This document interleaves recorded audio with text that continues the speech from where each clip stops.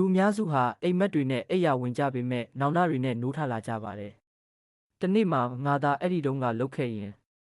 ဆိုတဲ့စကားကိုမပြောချင်ဘူးဆိုရင်ဒီဗီဒီယိုကိုအဆုံးထိကြည့်လိုက်ပါ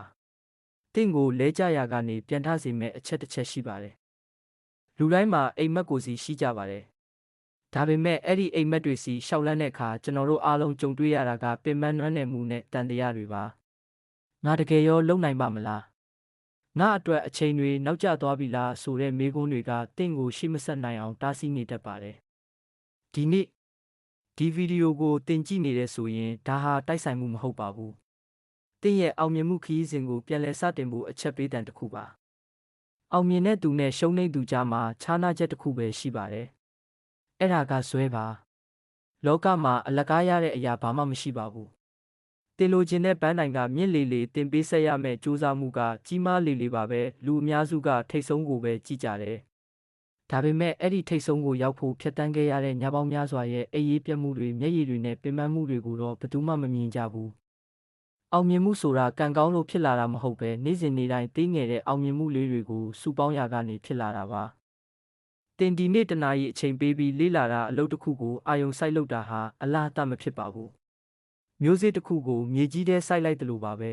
။အပင်ပေါက်လာဖို့အချိန်ဆောင်ရပေမဲ့တနေ့မှာတော့တင်ဟာအရေးကောင်းကောင်းနဲ့အသီးအနှံတွေကိုရရှိမှသိချပါတယ်။တခြားလူတွေနဲ့ကိုနှိုင်းယှဉ်ပြီးအားမငယ်ပါနဲ့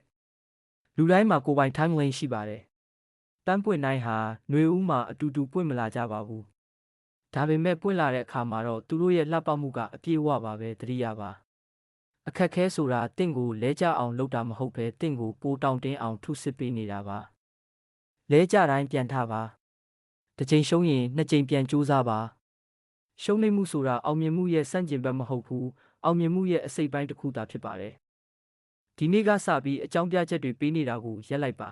။မနှက်ဖြန်မှလုံမယ်ကဆိုတဲ့စကားကိုဖျောက်လိုက်ပါ။အခုလက်ရှိတင့်မှာရှိတဲ့အရင်းမြစ်နဲ့ပဲစတင်လိုက်ပါ။ပြည့်စုံတဲ့အချိန်ဆိုတာဘယ်တော့မှရောက်လာမှာမဟုတ်ပါဘူး။တင်စတင်လိုက်တဲ့အချိန်ဟာအကောင်းဆုံးအချိန်ပါပဲ။ကိုယုံကြည်ပါ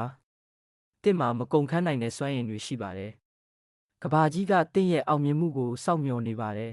။အခုပဲထားပြီးလှုပ်ဆောင်လိုက်ပါ။